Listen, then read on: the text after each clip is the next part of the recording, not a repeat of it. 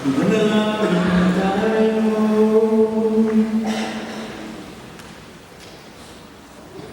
Ama naming mapagmahal, pinapakinabang mo kami sa dakilang pag-ibig mo na aming ipinagdiwang sa banal na tahanan mo ito. Mapaghanda naman namin sa parang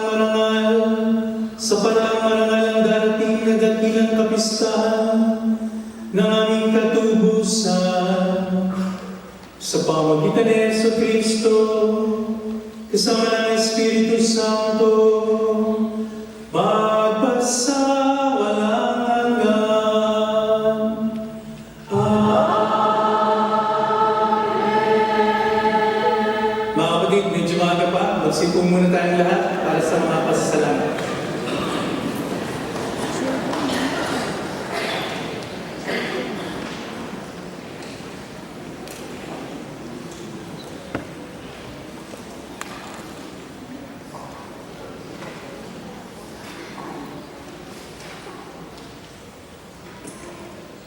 Maraming salamat po sa lahat. Lubos po ang aming pasasalamat sa inyong aktibong pakikiisa at sa bawat isa na nag-alay ng oras, talento at serbisyo upang maisagatuparan ang matutumpay na pagdiriwang ng ating simbang gabi. Lubos po ang aming pasasalamat sa namuno ng ating misa ngayong gabi, walang iba kundi ang self-proclaimed na pogi, Father Rafael Avila.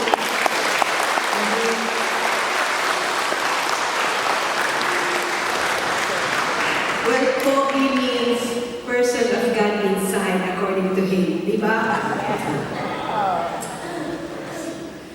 We also want to express gratitude, of course, to our pastor here, Father Pradeep.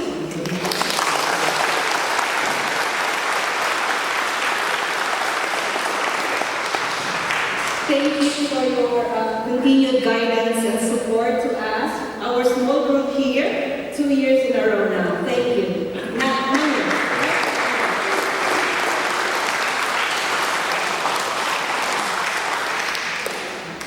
Also, thank you to my co-Filipino parishioners here.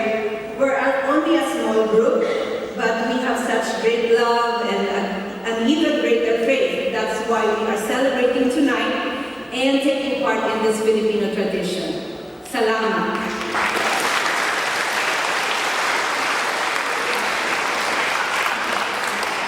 Thank you also to those yung tawag ko, mga friendship na nahatak tonight who are helping us tonight.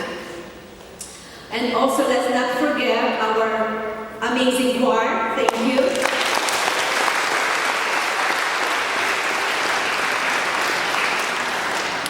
Tomorrow, bukas, ang simbang gabi ay gaganapin sa parokya ng Epiphany Lake City sa ganap na ikapito ng gabi. Inaasahan po namin ang inyong patuloy na pagdalo.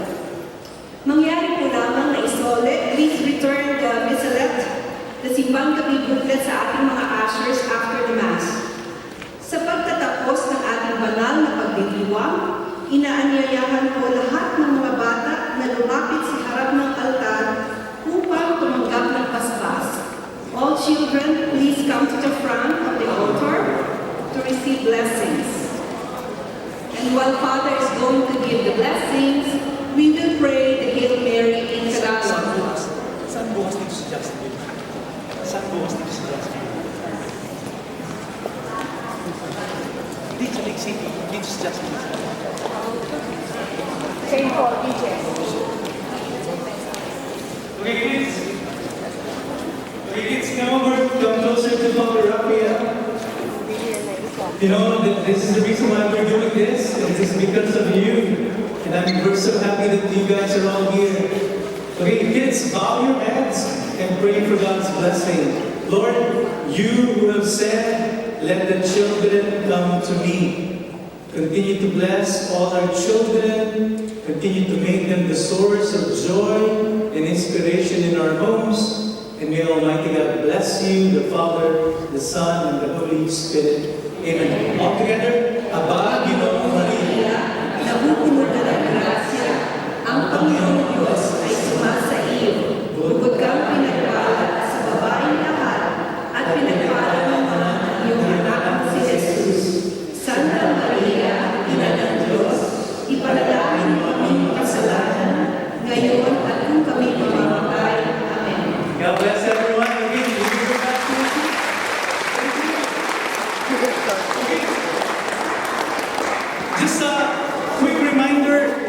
we know that Lake City is quite a drive for many of you, but nothing to worry. St. Paul and Jack's Beach is also having a simbang gabi, okay? But if you want to drive with me, to Lake City, I will see you there tomorrow. And it's at 7 p.m., right?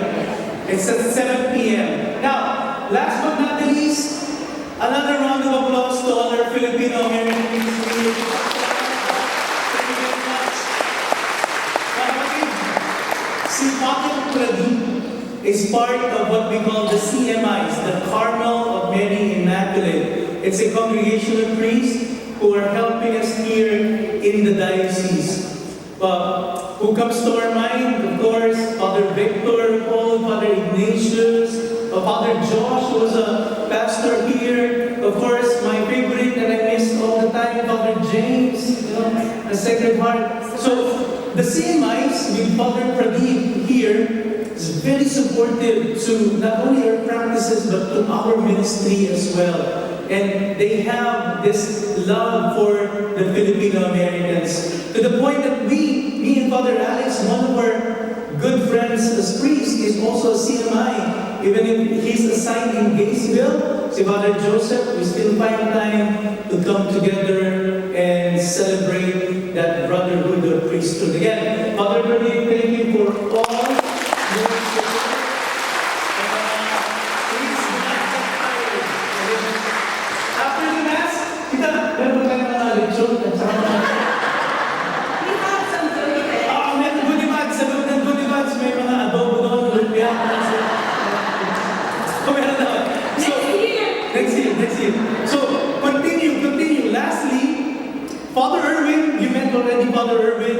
Father Erwin is from the Philippines. Father Erwin, me and Father Alex, we grew up together since high school. Every year, we invite him not only to help our simbang gabi, but also to help me in the parish and Father Alex at Resurrection. And so as you well know, this is the time that we're all busy. Now, I have one request. Magaling tayo magregalo pag Pasko, Napag-usapan namin ni Father Alex, huwag nyo na kami bigyan ng regalo. Kami ni Father Alex, ibigay nyo na lang kay Father Erwin. At alam nyo kung saan magpupunta yung i-regalo nyo kay Father Erwin? Doon sa mga kasama namin matatandang pare sa Pilipinas. Kasi alam nyo, wala silang mga insurance doon, wala nag-aalaga doon sa iba.